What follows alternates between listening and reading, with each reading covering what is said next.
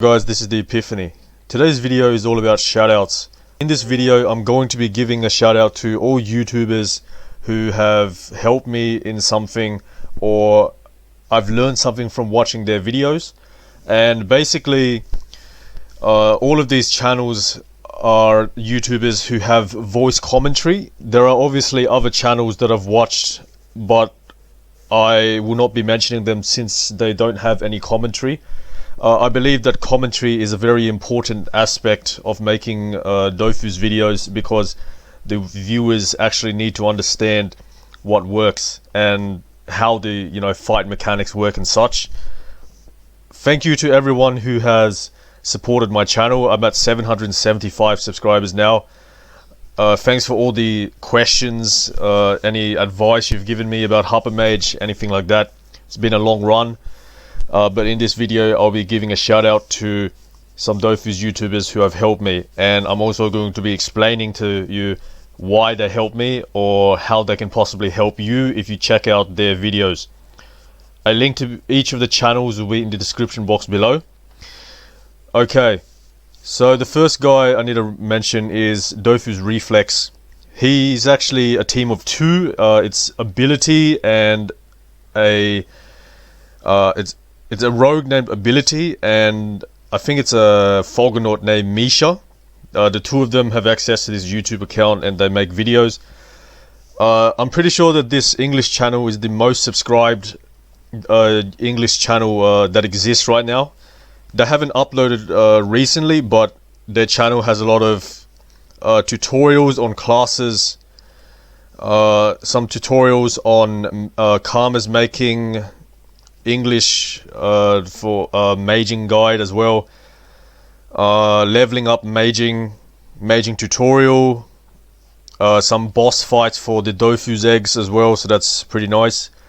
But as for how did they help me, well, firstly, Ability, who is the rogue, is the person who made my YouTube channel banner. See this, the Epiphany #1 Echo Colo ladder. This is actually 3 years ago, so it's a bit outdated. Back then, I had access to my IOP and Enitrof, but nowadays the accounts have been reclaimed, so I don't have access to them anymore for the time being. But yeah, they pretty much made my channel banner. And also, Ability is the person that actually taught me how to mage. I watched his maging tutorial, and he also taught me how to mage inside the game. He invited me to workshop, he explained to me what sync was about, stuff like that. That was back in 2017. So a lot of my karmas actually comes from the fact that I know how to mage, and without this knowledge I would not have as much karmas as I have. So thank you very much to Ability. An example of his video will be here. English Dofus Maging Guide. Let's play a little bit. Overmage, I'm going to have the chart on the screen now because Maximum Overmage has its own column in this chart. So how to interpret this column is, if we look at, let's start with an easy one, for example, AP. So AP Maximum Overmage is 1. This does not mean we can overmage AP by 1. This means the maximum number of AP that can be on an item is 1. So yeah, so he explains, the sync chart, what sync is about, what overmage limits are, all that stuff. Very, very nice maging guide here, so check that out if you want. Alright, the next YouTuber who I need to mention is Ouest. And the funny thing about it is that I thought it was Quest, like with a Q, but I discovered recently that it was actually an O. It has a funny profile picture. It's pretty much a fat gorball with puffed cheeks. Yeah, but the reason why this guy I need to mention is because he makes tutorials as well, usually of classes or PVM related fights, and it's pretty nice because my knowledge of PVM is actually not that great, as you can figure out from my channel. So basically, I've watched some of this guy's videos. The OSA, he made an OSA tutorial 2 years ago, which is obviously outdated now because spells don't work that way anymore, but he does have a lot of other tutorials such as Heliotrope and Zelor. Emerald Dofus, walkthrough Elizaleh dungeon, 200 score focus as well, and Freedom, Queen of Thieves. But I want to draw your attention to a specific video called Line of Sight. And the reason why this video is important is because it shows you how line of sights work. And I learned a lot from this video actually, even though he only uploaded it last year, a few months ago. But I actually learned a lot from this video. There were some things that I didn't know, but obviously there were also some things that I already knew, and he further backed up my knowledge, so that's pretty nice. Both sides have to be symmetrical in order to make it through the gap. If you were to flip it upside down, it should look the exact same.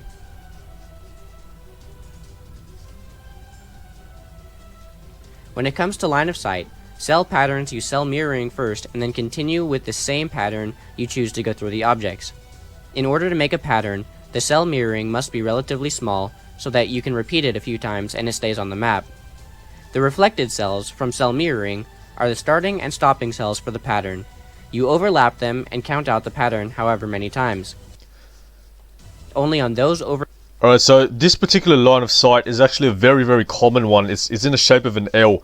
So let's say I was standing right here now, and I can hit here, and then here, and then here, here, here, and here, because of the symmetrical rule that applies for if so for example, if you're standing here, you'll be able to hit here because you have one block here and one block here, which is symmetrical.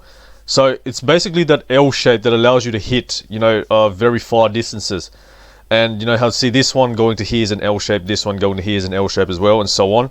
So this is a very, very common line of sight thing that you need to keep an eye out for. It works especially for classes that have high range, such as Kras or Eliotropes.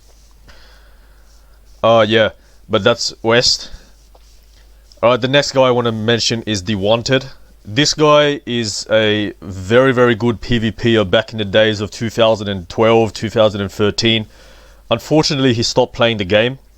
But I learned a lot from this guy, like very, very, extreme, like PvP skills in Colosseum and Gold Terminator. Most of my skills I learned from this guy. His videos are, all of them are voice commentary in English, of course. Gold Terminator videos and Colosseum fights. He names his Colosseum fights basically the same way that I did. I actually got influence from him to make Colosseum videos. But it's basically Colosseum fight and then a number. He's got a total of 27 Colosseum fights, and as you can see, the views on the fights are actually quite a lot more than the views I get on my fights. And he only has 219 subscribers as well, so the quality of his fights are very, very nice. Yeah, so all of his fights are voice commentary. Sometimes he's in voice commentary with a teammate like I am with Zephyr, or whoever's in the team with me, if I get the chance. Yeah, but let me just show you an example. He explains the moves he makes as well and gives tips during the fight.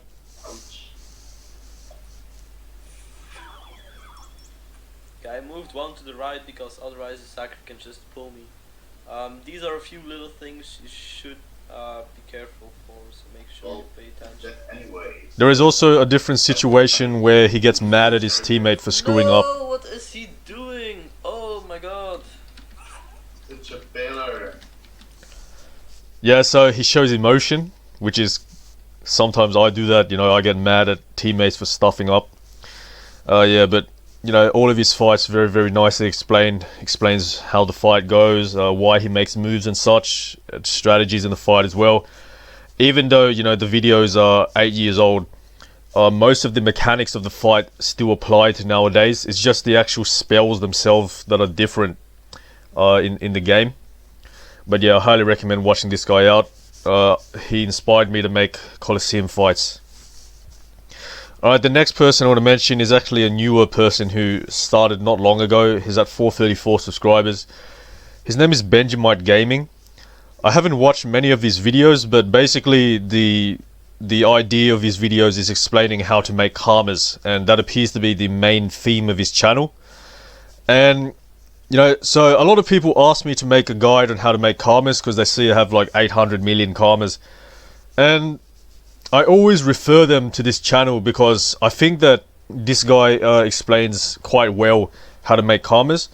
The general idea that he does is basically, you know, without a profession obviously, but he basically attacks monsters in a group and drops resources and then sells those resources in the market. Now, the way I make karmas is actually from maging, 90% of it, and it's very, very boring, but it gets me a lot of karmas. Whereas for Benjamight Gaming, the method that he uses, you know, farming, it's slower and the karmas is not as much as maging, but it's consistent and, you know, it's easier for you to follow since, you know, most people don't have level 200 maging profession. So especially for the people that started the game, I highly recommend checking out Benjamite Gaming. Yeah, so let's show you a video here. Who is the bottomless pog? Alright, now let's go over the results. If I look at the highest results on this table, you'll see that bottomless pog is up there, but it's mainly due to Moppy King. Technically, he's a level 200 enemy. He's also rather difficult to find and fight, and you have to get past 3 quests just to get to the area that he's at. It's possible that you already have access all the way up to there, but if not, that can be a cumbersome ordeal trying to get to him. So I went ahead and took him out of the running over here. So that narrowed it down to the Crow's Domain and the Grassy Plains. Now the video that's playing right now is of me over at the Crow's Domain. Over here, what you're looking for are the Crow's Fox, because what they drop is the Crow Fox hair. The Crow Fox hair has a decent drop rate and a value of about 5,000 commas a piece. That makes it a pretty decent resource. Yeah, so essentially just dropping resources and then selling them in the market. You know, as someone who hates PVM, I don't use this method myself. I just mage all day. It's boring. So if you guys, you know, follow Benjamite Gaming's methods, then I'm pretty sure you'd be happy about making karmas that way. But as for my channel, I will not be making a karmas making video. I'm just going to refer everyone who comes to me and asks for karmas guides to go and watch Benjamite Gaming's channel. Alright, last but not least, I have a French YouTuber here. His name is Gryfox, and I think he quit Dofus around a year ago, but nowadays he's making League of Legends videos. But yeah, in the past, this guy makes videos of PvP and maging, which is very, very similar to the types of videos that I make, you know, Colosseum and maging. He makes commentary in French, so I don't actually understand any of the commentary that he gives. But as for you know, the maging videos, I learn more from the maging because you know, usually French mages tend to, I don't know, overall be more experienced and they know more than English mages. I don't know why that's the case, but well, I guess because the majority of the population who play Dofus is French, so the French people know what they're doing. You know, but he does a lot of exo maging as well, over maging, percent resistance. So I watch a lot of his videos and I've learned a thing or two about them. Tu veux pas que j'essaie de remonter de leçon avant peut-être? So in this case he dropped one MP from the shield and he tried to fix the stats, but he failed. It's missing a heals, so his friend told him to add another AP rune. Tu pourras pas remonter le son. Bon, en crit, hein. En crit ça peut le faire. Allez, tu trim PA, on va dire que ça. Oh, oh. What the fuck, mec? What the fuck?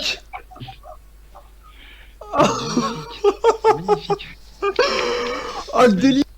Yeah, so you can see some of his reactions are pretty, you know, pretty interesting to watch, because obviously the chance of a 1 AP rune landing is 1%, and he literally just added the rune and it landed. If that happened to me, I'd be pretty excited as well. It has happened, I think, like 3 times, but I didn't get my reaction on video because I was just maging in my spare time. I wasn't recording a video. He also has, you know, 3% resistance mages where he drops like 1 MP from a boots or 1 AP from an amulet. he calculates sync using a calculator, and he explains, you know, what he does. De pire, hein. J'ai donc 37 depuis. So right here, he has 37 sync remaining, so he's just going to add a 1 agility rune, but obviously it's not going to land. 37, je peux en utiliser un sur l'agilité en essayant de remonter. Ok. Et So when he uses that, he has 36 sync remaining, so he's going to use 6 air resistance runes. j'ai 6 tentatives. 6 tentatives, allez, ça peut donner un truc bien. Oh, je sens venir le 3%. Oui, le 3%. Et le PM. Il me le faut ce PM, vraiment il me le faut. Yes! Putain! Yes! Ça...